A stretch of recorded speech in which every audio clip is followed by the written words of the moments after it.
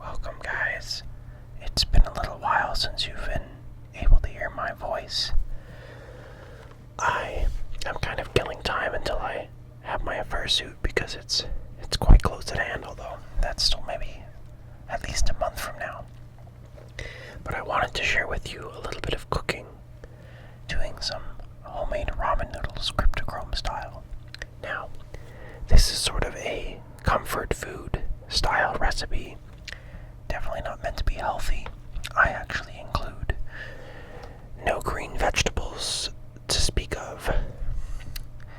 What I like to do to make things special right off the bat is caramelize an entire onion, which is what you've been seeing. And once you get them nice and caramelized and just starting to get a little bit crispy, you're going to take some pickled ginger. This stuff is delicious. I could just sit there and eat it all day. But you're going to add it in, and you're going to let it fry for just a couple minutes. Nothing too serious. Just enough to really get the flavors to incorporate. And at that point, you can sort of move on to the next step. I really like tamarind sauce, so I tend to add it when I'm making ramen noodles. It has a little bit of a spice to it, but a very good flavor overall. I feel like it belongs on just about anything. There's a few sauces I can use like that. The old sriracha is definitely one of them too. But now that that's in there, we can move on to the next step. So take a pair of buldak noodles. It can be any type you like. I love them all. They're all delicious. In this case, I've got the artificial chicken cheese one, I believe. So you're going to open that up, and the first thing you're going to do is take out the package of the hot sauce that's in there, and you're going to add that to your mixture that's frying.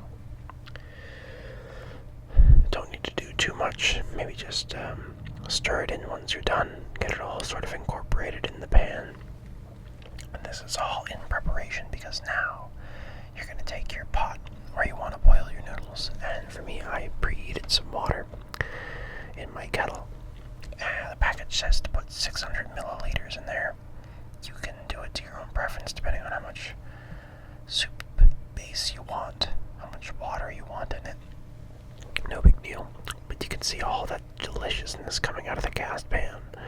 All of that caramelized onion flavor that's just super sweet with some of the spicy tastes too.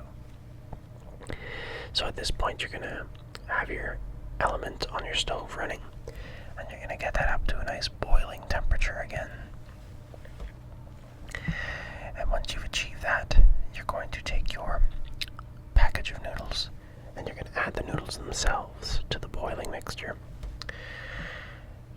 And now, to thicken the sauce a little bit, we're going to take approximately like a third of a cup of cream cheese. This is my absolute favorite to add to any kind of noodle dish just because it already kind of has a great texture and flavor and richness to it. And it just incorporates very easy. So you're going to take that out and you're going to get it to all melt and disperse within the liquid of the pot. Shouldn't take too long. Just give it a nice stir. I stirred it for a little bit longer than what you see on camera because it does take a small amount of time to get incorporated, but don't give up.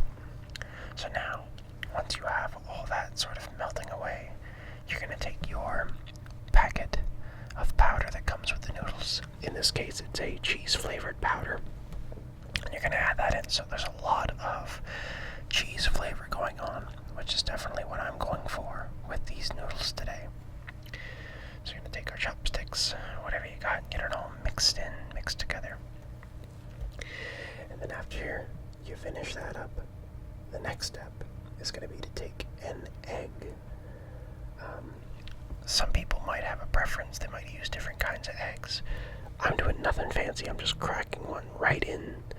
And my goal is to sort of boil it and get it to have a little bit of liquid over the surface so it cooks a little bit on the outside.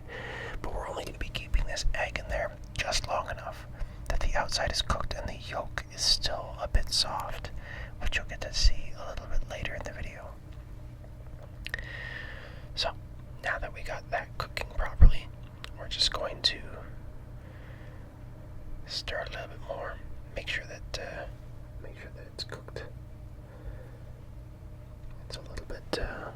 tedious process, I guess, just to make sure you cook it the right amount, but that's okay. It's worth it. You can see I sped it up a little bit for your attention span. Don't worry, I got you covered. So, one thing that I also like to do is keep a little bit of that sauce that I've created extra, because sometimes I eat more low-end ramen noodles and I like to have a more rich sauce to add with them, so I keep that for later. And I've still got plenty of it to eat with this current meal, no problem. You can see that egg yolk on top and how it's still just ooey gooey and delicious. Wonderful.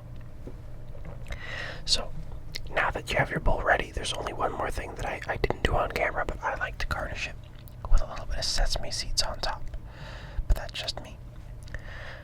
Yeah, there you go. That's been how Kryptochrome likes to make some comfort food ramen noodles. I could probably do a few different recipes. Maybe next time I will have some more vegetable